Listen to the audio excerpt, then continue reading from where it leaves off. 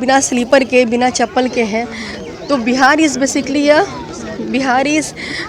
अ poor state. So 11 महीनों में जो है वो डिप्टी सीएम थे, पूर्व डिप्टी सीएम थे, तो उन्होंने एक छोटे से टाइम में उन्होंने जो कहा वो सिद्ध किया। वहाँ पे बच्चे जो है गो बैक का नारा लगाते हैं और वो कहते हैं कि पहचानते हो, होश में रहो, कंबल मांगते हो मेरे से, और आप भी कंबल का वितरण कर रही हैं। तो अब क्या कहेंगे इसको लेकर? जी, पलटी मारेंगे नहीं मारेंगे ये उनके मूड पे डिपेंड करता है। हर की नज़र इन लोगों पे नहीं पड़ती है, जबकि ये सारे अपने लोग हैं और इनके द्वारा ही चुन के जो है प्रतिनिधि आगे आते हैं। और आज बिहार शरीफ विधानसभा में राजद नेत्री आयशा फातिमा के द्वारा लोगों के बीच कंबल वितरित किया गया। उसके बाद क्या कह रही हैं सुनिए। लोगों को समस्या को जान रही हैं और इस कड़ाके के ठंड में लोग जो है घर से बाहर नहीं निकलना पसंद करते हैं, खास करके नेता लोग, लेकिन फिर भी आप लोगों को बीच आई हैं और कंबलों का वितरण कर रही हैं। क्या कुछ कहेंगी? आप लोग सभी लोगों को, तमाम बिहार वासियों को और बिहार शरीफ के लोगों को, जनता को मेरी तरफ से न्यू ईयर्स की ढेर सारी शुभकामनाएं। ये नया साल आपके जीवन में पिछले साल से ज़्यादा अच्छा हो, बेहतर हो, आपके जीवन में सुख, शांति, समृद्धि और सफलता बनी रहे। मैं ये कहना चाहती हूँ कि आप देखिए कि लोग यहाँ कितने नीडी हैं, कितने लोगों की नीड्स है, ये सारे बेसिक नीड्स हैं। तो बिहार शरीफ के लोगों को they are basically suffering from lots of the things, उनको ज़रूरत है। इन दैट वे यहाँ पे ठंडी में बिना कंबल के लोग, बिना स्लीपर के, बिना चप्पल के हैं। तो Bihar is basically a poor state. So we have to give our contribution to everyone. अच्छे काम करते रहना चाहिए जितने भी लोग हैं। और इसके साथ सहयोग में मेरे साथ हैं राकेश जी बने हुए हैं जो यहाँ पे यहाँ के लोगों का बहुत समस्या है। लोग कह रहे हैं कि स्कूल नहीं है, यहाँ पे रोड भी सही नहीं है, पानी का भी समस्या है, और जो वर्तमान में विधायक है वो आते भी नहीं, ऐसा लोगों का कहना है। और तो क्या ये सब सुविधा लोगों को मिल पाएगा? क्योंकि लोग जो है समस्याओं से जूझ रहे हैं, लेकिन चुनाव के समय तो लोग आते हैं, वादा करके चले जाते हैं, लेकिन बाद में समस्या जानने के लिए लोग नहीं आते हैं। तो इसको लेकर आप क्या कुछ कहना चाहेंगी?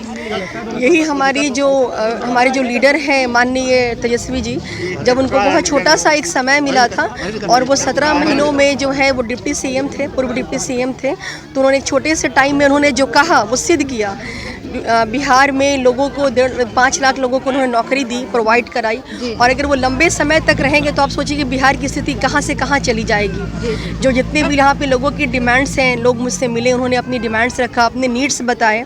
यहाँ पे स्कूल का अभाव है, स्कूल नहीं है, यहाँ पे पानी की प्रॉब्लम है, यहाँ पे लोग इलेक्ट्रिसिटी की प्रॉब्लम है। तो ये सारे विज़न और टारगेट हमारे जो है लीडर के हैं कि जब उनकी गवर्नमेंट आएगी और आप सभी लोगों का साथ रहा तो वो बहुमत से 25 में आएगी, और जब आएगी तो ये सारे जो उनके डिमांड्स हैं वो सारे पूरे होंगे, क्योंकि वो जो कहते हैं वो डेफिनेटली करते हैं। मैम, आप किस मुद्दा को लेकर फील्ड में जा रही हैं, और सबसे ज़्यादा जो समस्या आपको लग रहा है बिहार शरीफ विधानसभा में, वो क्या लग रहा है? बिहार शरीफ में देखिए बहुत सारी बेसिक नीड्स अभी भी यहाँ पे फुलफिल नहीं हुए। बिहार खुद ही एक बहुत पुअर स्टेट है और बिहार शरीफ में जो है लोगों की बहुत नीड्स है। यहाँ पे अभी भी आप देखेंगे प्रॉपर जो बेसिक फैसिलिटीज़ है वो यहाँ पे अभी भी प्रोवाइड नहीं कराई गई है। तो जो सरकार की नज़र इन लोगों पे नहीं पड़ती है, जबकि ये सारे अपने लोग हैं और इनके द्वारा ही चुन के जो है प्रतिनिधि आगे आते हैं और जनता उनको अपना बनाती है। तो जब आपको लोग अपना सराहते हैं, अपना बनाते हैं, तो आपको भी उनकी तरफ अपनायत दिखानी चाहिए। मैम, एक गौर करने वाली बात यह है कि अभी आप कंबलों का वितरण कर रही हैं, लेकिन खास करके जो भी महिलाएं घर से बाहर निकली हुई हैं उन लोगों को पैर में चप्पल नहीं है, जबकि बहुत ज़्यादा ज़रूरत होता है, और ऐसे ही खाली पैर ही आई हुई हैं। तो ये कितना सोचने वाली बात है, कितना ख़राब स्थिति है कि महिलाओं को पैर में चप्पल तक भी नहीं है। देखिए अभी तो मैंने स्टार्ट किया है कंबल से। जी। आने वाले टाइम में जब हम लोग यहाँ पे आएंगे और हमारी सरकार आएगी तो ये सारे जो बेसिक नीड्स है सब पूरे हो जाएंगे, क्योंकि तेजस्वी जी का वादा है कि वो 2500 रुपया जो है माई बहन मानी योजना, हाँ माई बहन माई योजना 2500 रुपया और 1500 रुपया जो है बुजुर्गों को देंगे। तो जब वो खुद ही सबको प्रोवाइड कराएंगे तो लोग अपने बेसिक नीड जो है पूरा कर सकते हैं। इसीलिए मैं आप सभी लोगों से ये अपील करूँगी, ये रिक्वेस्ट करूँगी, इस बार आप अपना मत बहुत सोच समझ करके डालें और वैसी सरकार बनाएं, वैसे लोगों को चुनाव करें जो आपकी आवाज़ बन के आगे जाए और आपकी डिमांड। कैसा रिस्पांस मिल रहा है मैम आपको? काफ़ी लोग जो है, जैसे जाने की आयशा फातिमा आई हुई हैं, तमाम महिलाएं छोटा छोटा बच्चा लेकर भी घर से बाहर निकल गई हैं आपको देखने के लिए, एक झलक पाने के लिए। लेकिन लोगों के रिस्पांस का तो मैं नहीं कहूँगी, लोगों का मुझे प्यार बहुत मिला है। जी। और लोगों का प्यार और आशीर्वाद ही आज यहाँ है कि लोग, हर उम्र के लोग यहाँ 70+ भी हैं, 80+ भी हैं, मुझसे मिलने आए हैं। तो मेरे लिए उनका प्यार और आशीर्वाद ही सब कुछ है। मैम, एक अब थोड़ा सा अलग मुद्दा पे हम जाएंगे। बीपीएससी जो सत्याग्रह चल रहा है, आज 15 दिन हो गया। अब वो लोग नया साल में भी प्रवेश कर गए हैं, तमाम अभ्यर्थी वहाँ पे हैं और सुन नहीं रहे हैं। और इसको लेकर आप देखिए होंगी कल विधायक जो थे, माले वाले विधायक और तमाम कांग्रेस वाले विपक्ष के द्वारा जो धक्का मुक्की हुआ पुलिस के बीच और अभ्यर्थियों, क्या आपको लगता है कि री एग्ज़ाम का मांग होना चाहिए? जिस तरीके से इस ठंड में 29 दिसंबर को वाटर कैनल का इस्तेमाल किया गया, लाठियाँ चलाई गई, कहाँ तक उचित है?